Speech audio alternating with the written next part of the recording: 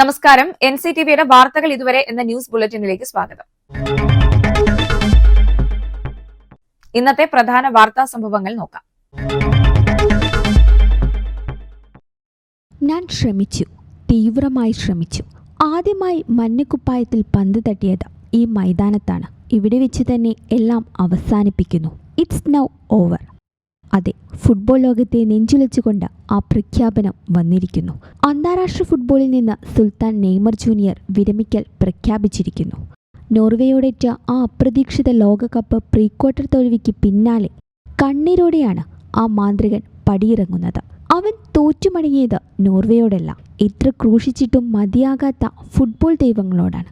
ലോക ഫുട്ബോളിൻ്റെ മിഷഹായായി ഒരാളും രാജാവായി മറ്റൊരുവനും വാണിരുന്ന കാലം.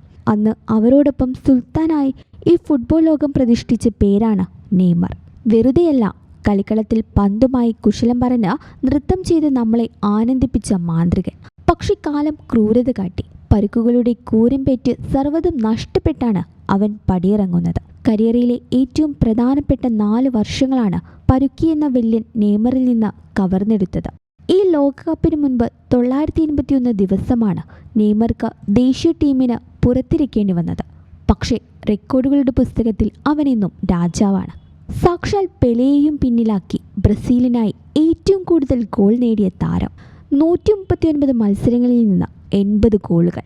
നോർവേക്കെതിരായ അവസാന മത്സരത്തിലും പകരക്കാരനായി വന്ന ആ അവസാന നിമിഷങ്ങളിൽ നെഞ്ചുറപ്പോടെ പെനാൽറ്റി വലയിലെത്തിക്കാൻ നെയ്മർക്ക് കഴിഞ്ഞു. കീപ്പർ നൈലാൻഡിന് ഒന്ന് എത്തി നോക്കാൻ പോലും അവസരം നൽകാതെ അടിച്ച ആ ഗോൾ അവൻ്റെ പോരാട്ട വീര്യത്തിൻ്റെ തെളിവായിരുന്നു.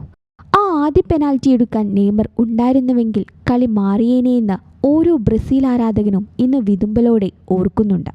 2010 അരങ്ങേറി 4 ലോകകപ്പുകൾ കളിച്ചു. 2016 ബ്രസീലിനെ ഒളിമ്പിക് ചാമ്പ്യന്മാരാക്കി. കോൺഫെഡറേഷൻ കപ്പും നേടി. ഗോളെണ്ണവും കിരീടത്തിൻ്റെ വലിപ്പവും മാത്രം തൂക്കി നോക്കി വിലയിടുന്നതല്ല ഫുട്ബോൾ. കാൽപന്തുകളിയിൽ ആനന്ദം തിരയുന്നവർ ഉള്ളിടത്തോളം കാലം നെയ്മർ ഇതിഹാസങ്ങളുടെ പട്ടികയിൽ തന്നെയുണ്ടാകും. പ്രിയപ്പെട്ട നെയ്മർ, നോർവേ തന്ന ആ ഷോക്കിനിടയിൽ ഞങ്ങൾ അറിഞ്ഞിരുന്നില്ല നിങ്ങൾ പെയ്തൊഴുകിയാണെന്ന്. നന്ദി സുൽത്താൻ, ആ കാലുകളിലെ മാന്ത്രികതയ്ക്ക്, ഞങ്ങൾക്ക് തന്ന ആനന്ദത്തിന്. ഫുട്ബോൾ ലോകം നിങ്ങളെ എക്കാലവും മിസ് ചെയ്യും.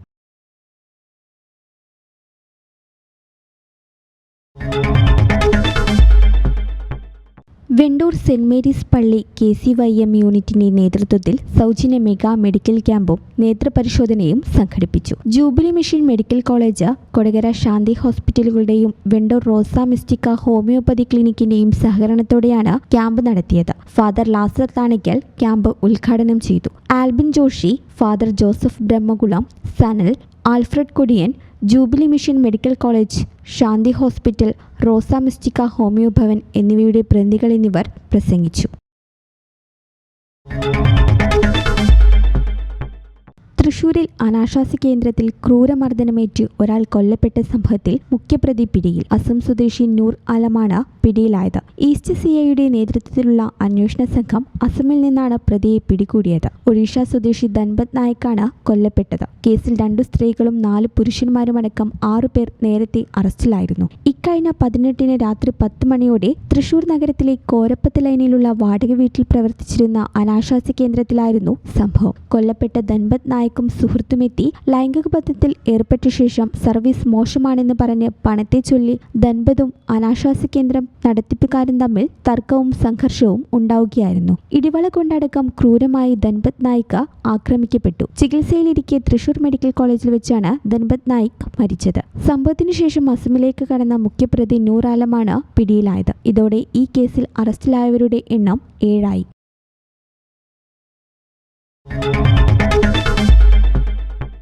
കാലാവസ്ഥ.